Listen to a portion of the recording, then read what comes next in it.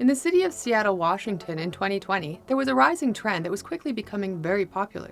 The app, Randonautica, was an app designed to map out a type of scavenger hunt for its users, and this scavenger hunt was based on a small set of data that was entered by the user.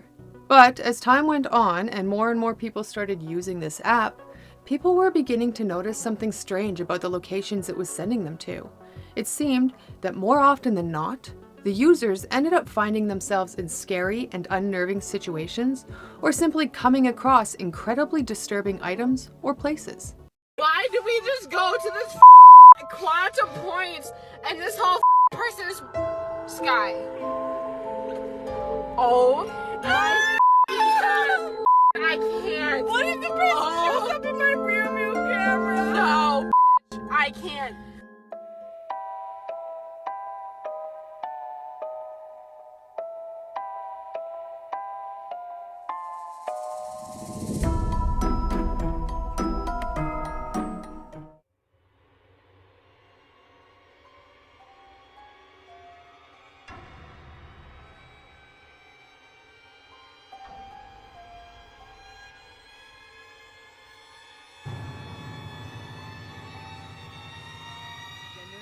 Today's true story is about one of these generated Randonautica routes that took a group of friends to a place of horror and kicked off a murder investigation unlike any other. For transparency purposes, one name has been changed in this story, and that is only because I was unable to find the name of this individual during the research. And remember, if you get something out of today's video and want to see more like it, make sure to like, subscribe, and turn on all of your notifications. Okay, let's go.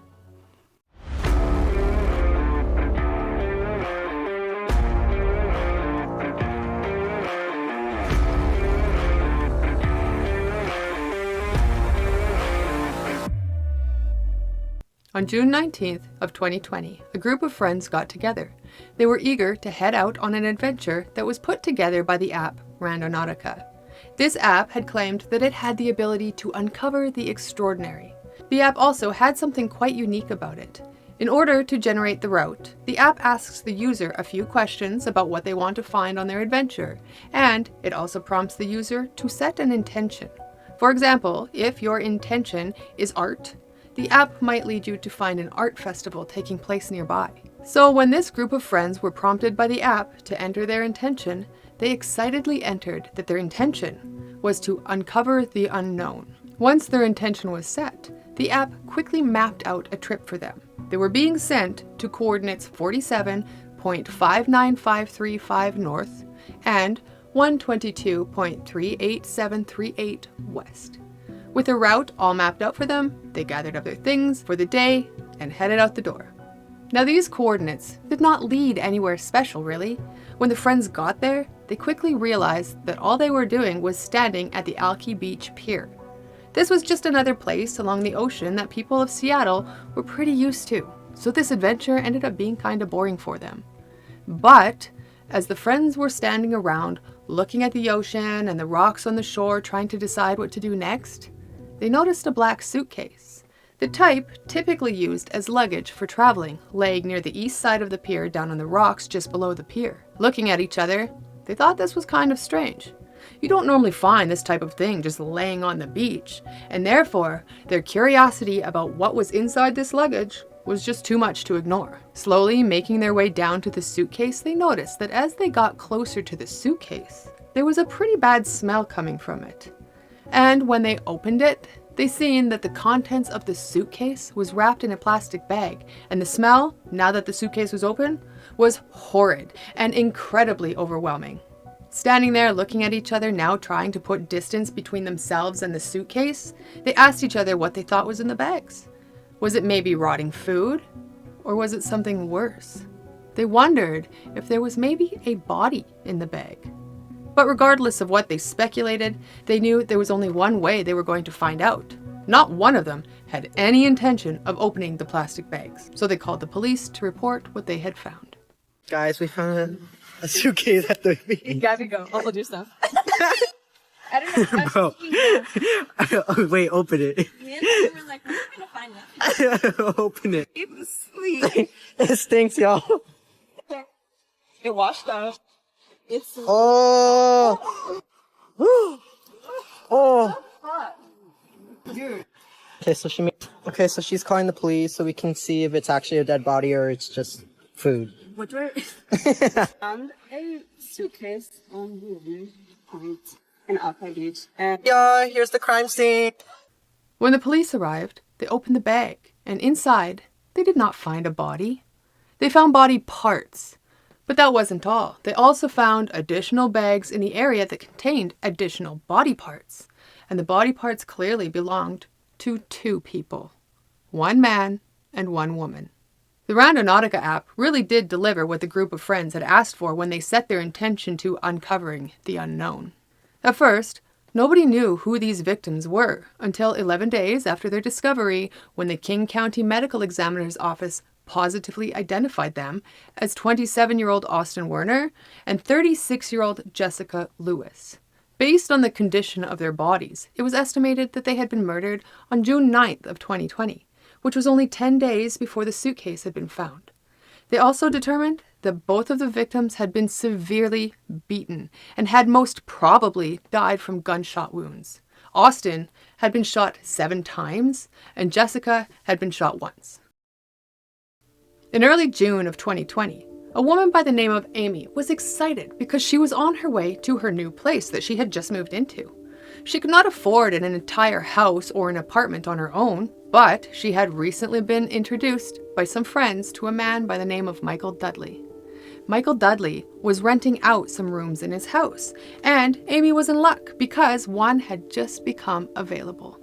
When she arrived at 16466 Auburn Boulevard, she was excited. The house, a large white bungalow, sat at the end of a long driveway in front of a garage, and all of this sat on a very large, very green plot of land. Amy had high hopes because this place seemed like the perfect spot for her. A couple of days earlier, Amy had dropped off some of her stuff at the house and had paid the first month's rent.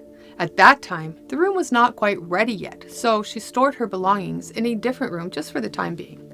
But that day, so June 9th, 2020, was the big day she had been waiting for. She was moving herself and her stuff into her room officially. But when Amy walked to her room, opened the door, and looked inside, her stomach hit the floor. Her room was not ready. There was stuff still inside that did not belong to her, and the room was a mess. There were small holes in the walls. There was a strong smell of bleach, and in the middle of the floor was a pile of clothing. This pile of clothing was distressing enough, but as Amy looked at it, she started to realize that there was something underneath the clothes. The longer she looked, the more in focus the scene became, and she realized she was looking at a hand sticking out from under the pile of clothes, and the hand was covered in blood. The next time Amy ran into Dudley, which wasn't very long after she had seen her room, she was nervous, but she needed to know what was going on. And so, in a joking sort of way, just to ease the tension, she asked him what happened in her room. And without providing any answer, Dudley just looked at her and laughed, and then he turned and walked away. At this point, Amy was super confused and did not know what to do.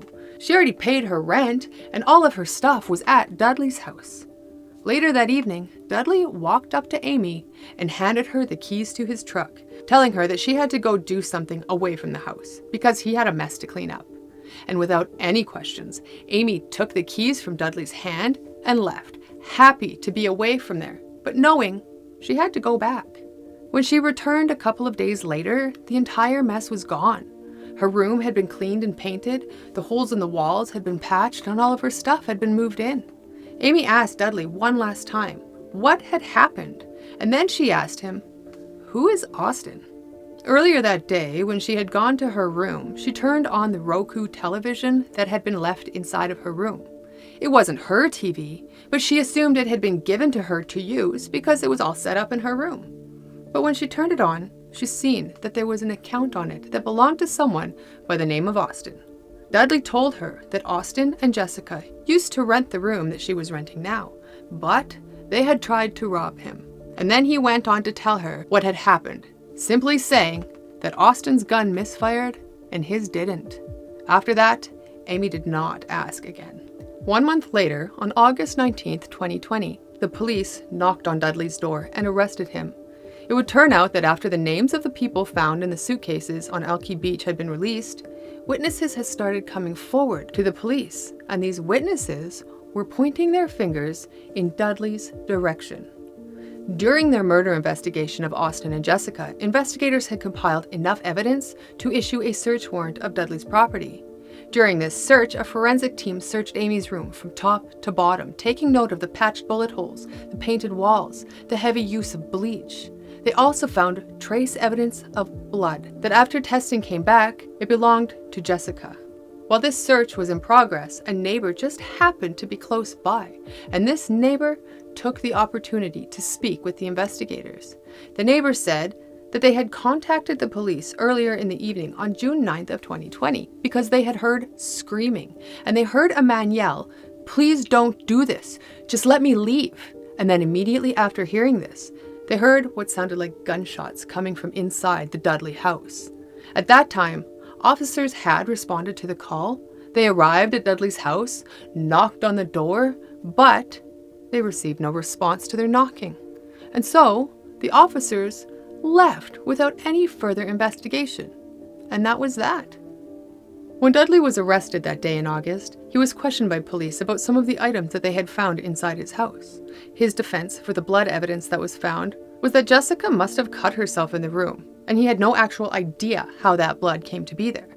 This could have actually been true since it had previously been Jessica's room with Austin, but he had absolutely no explanation for the bullet holes found that had been patched over in the room. Phone records were also used in the investigation and proved to be pivotal in the case. Dudley's cell phone records showed that his phone had pinged off of a tower near Qube Beach on June 18th. It had not done so in 3 months before the discovery of the bodies. This timeline matched perfectly with the discovery of the bodies because it suggested the bags containing the body parts had been dumped in that area on that day, June 18th. The investigation also revealed that Jessica's cell phone, which was used by both herself and Austin, had been turned off just after 7 p.m. on the night they were believed to have been murdered, and it never turned back on. This was the same night the screaming and the gunshots were heard by the neighbor. Although Michael looked like a sweet, innocent man, he was anything but. And a look at his criminal history painted a pretty clear picture of the man. Michael had a criminal history dating as far back as the 90s. These crimes included vehicle theft, but eventually Michael moved into heavier crimes including trafficking and drug possession. His own daughter even had a restraining order filed against him because he had sexually assaulted her from the time that she was 10 years old all the way up until she was 18 years old. And with a gun in his hand, he threatened to kill her if she told anyone. In a sad twist, and unfortunately for her, this restraining order was thrown out of the courts because the courts decided that it should have been based on a domestic violence case rather than a sexual assault case. In December of 2022, Michael Lee Dudley was convicted of the second-degree murders of Jessica Lewis and Austin Wenner and was sentenced to more than 40 years in prison, specifically 560 months. Dudley, who was 64 at the time of sentencing, will spend the rest of his life in prison.